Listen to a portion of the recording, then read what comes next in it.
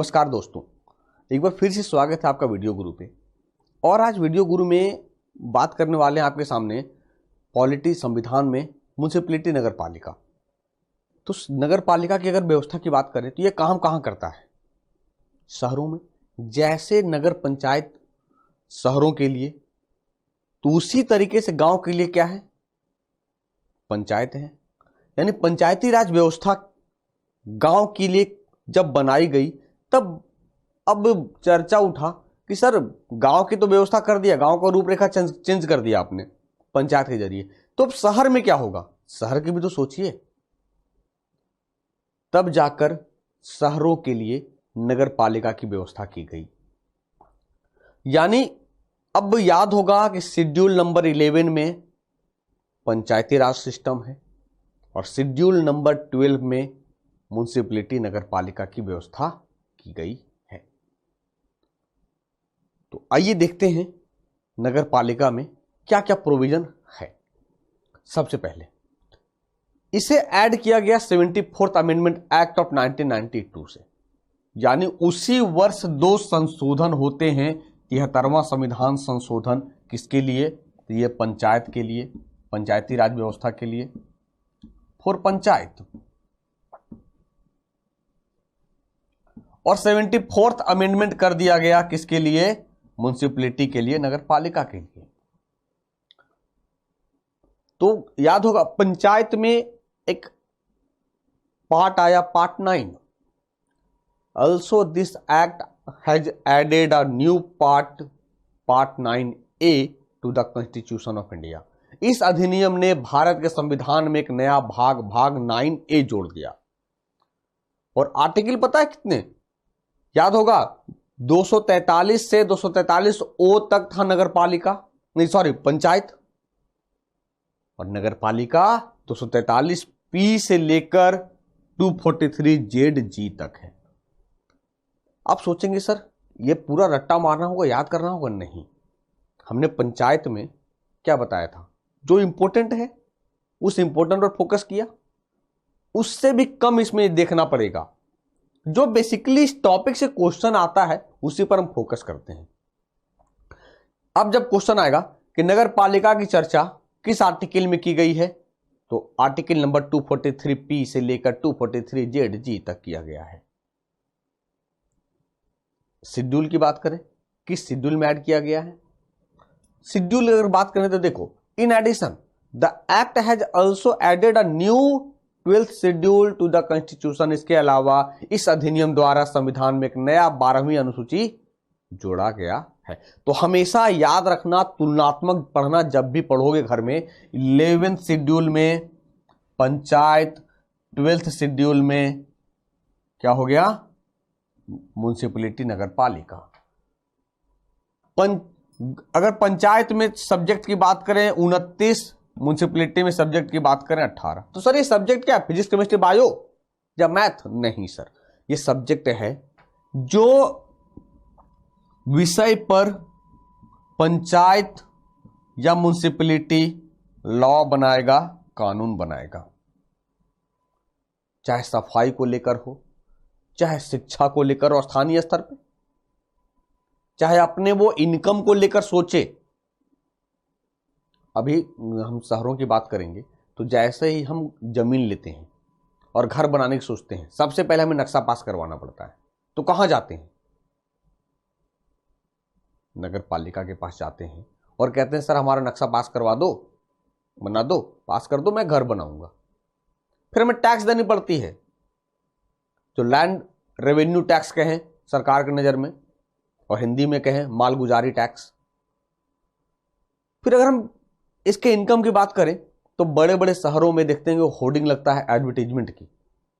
क्या हम लगा सकते हैं जहां तहां? नहीं सर, आपको पंचायत से ये नगर पालिका से अनुमति लेनी पड़ती है। ये सब इनकम है इसके।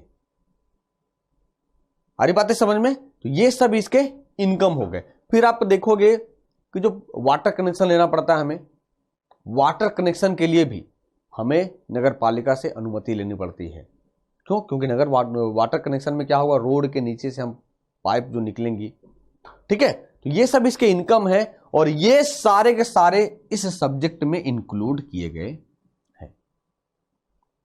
आइए आगे देखते हैं।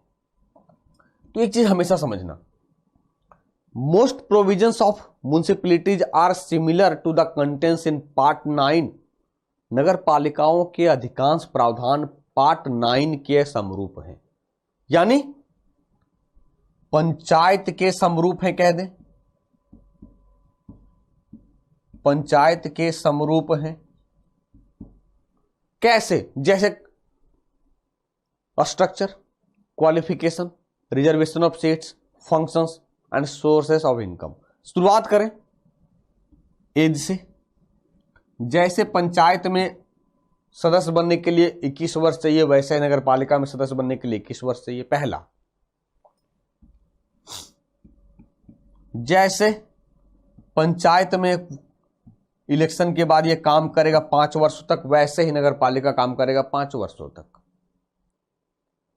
रिजर्वेशन की बात करें, आरक्षण की बात करें, तो जैसे फीमेल यानी महिलाओं को 1/3 रिजर्वेशन दिया गया पंचायत में, वैसे ही नगर पालिका में 1/3 रिजर्वेशन दिया गया।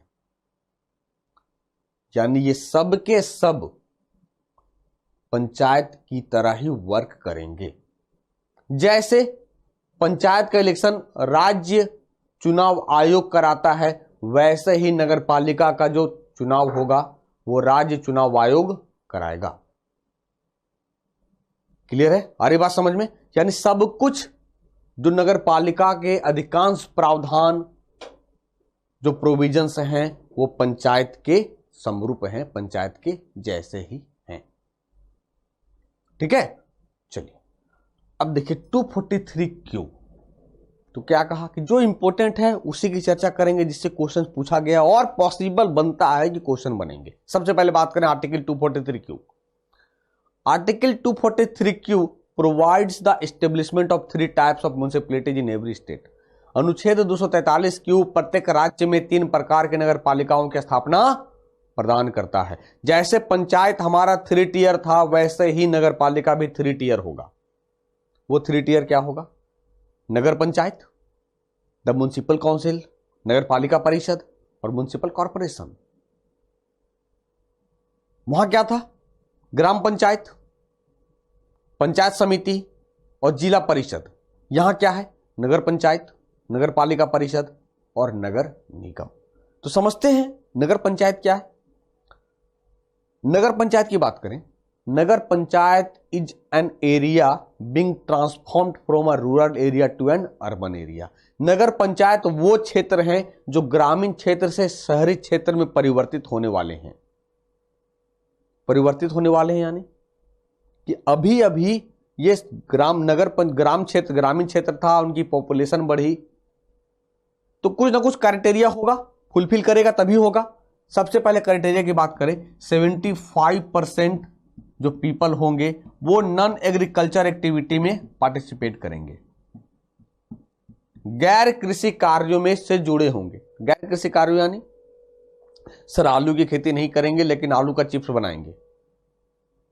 जो कहें हम छोटे छोटे उद्योग हैं, पापड़ उद्योग, अचार उद्योग, ये सब के सब नॉन एग्रीकल्चर एक्टिविटी के तहत हम काउंट करते हैं।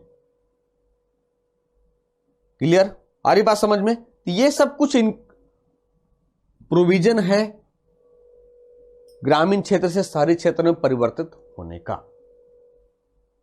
और नगर पालिका की बात करें, द म्युनिसिपल काउंसिल, नगर पालिका परिषद, the municipal council is for a smaller urban area. नगर पालिका परिषद एक छोटे शहरी क्षेत्र के लिए है। अब छोटे शहरी क्षेत्र यानी शहरी क्षेत्र को भी हम 2 भागों में डिवाइड कर दिए। तो नगर पालिका परिषद एक छोटे शहरी क्षेत्र के लिए है, जबकि म्युनिसिपल कॉर्पोरेशन की बात करेंगे, नगर निगम की बात करेंगे, तो municipal corporation is for a larger urban area. नगर निगम एक बड़े शहरी क्षेत्र के लिए है। तो हमेशा याद रखिएगा, ये बार बार पूछे जाते हैं, म्युनिसिपल कॉर्पोरेशन, फिर आपका जो था म्युनिसिपल काउंसिल। ठीक है, अब आगे देखिए, the municipal corporation is known as the top most urban local government. नगर निगम को शीर्ष शहरी स्थानीय सरकार के रूप में जाना जाता है। शीर्ष यानी सबसे ऊपर होगा, इसके नीचे क्या होगा? नगर पालिका। तो जैसे पंचायत के सदस्य को डायरेक्ट इलेक्ट करते हैं, वैसे ही जनता पार्टिसिपेट करती है इसके इलेक्शन में। तो the members of the municipality are elected by the direct election. नगर पालिका के सदस्यों को प्रत्यक्ष चुनाव द्वारा चुना जाता है। अब आप सोच रहे होंगे सर कहीं वार्ड कमेटी भी होता है, आपने बताया नहीं। एक चीज हमेशा याद रखिएगा, जिस क्षेत्र की जनसंख्या 3 लाख से अधिक है या 3 लाख है, वहीं पे वार्ड कमेटी होता है।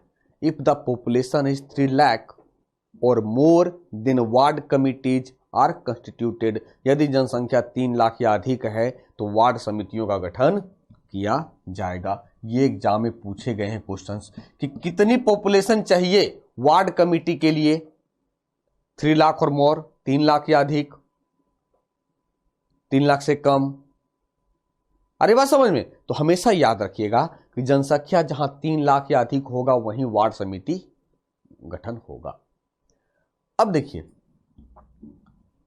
2 committees constituted for preparing development plan are.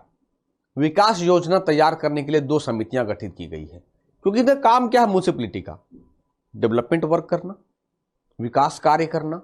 तो यानी अब विकास योजना जो है, प्लानिंग कमेटी जो है, वो 2 हमने देखा, जिला स्तर पर और महानगर स्तर पर। तो याद रखिएगा हमेशा कि महानगर स्तर पर कई सारे कमेटी होती है, क्योंकि सर एक छोटा है तो हम नगर पालिका बना देते हैं, डेवलपमेंट वर्क हो जाता है। लेकिन अगर महानगर है तो यार महानगर कैसे काम करेगा, उसके अंदर कई सारे प्लानिंग कमेटी वर्क करते हैं, तभी जाकर वो काम करता है।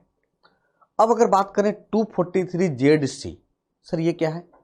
Article 243 says that provisions of Part 9A are not applicable to scheduled areas referred in Article 244। अनुच्छेद 243 कहता है कि भाग 9A के प्रावधान अनुच्छेद 244 में निर्दिष्ट अनुसूचित क्षेत्रों पर लागू नहीं होते हैं। तो अब सवाल उठता है सर क्या पंचायत जिन राज्यों में लागू नहीं होता है वहां नगर पालिका भी लागू नहीं होगा? पहली चीज। दूसरी चीज, क्या आपको पता है शेड्यूल में हमने देखा था शेड्यूल 5 और शेड्यूल 6।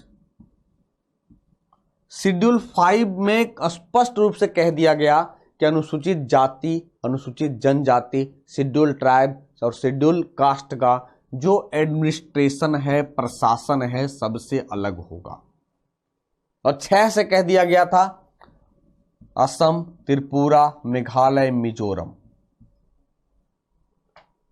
का प्रशासन अलग होगा।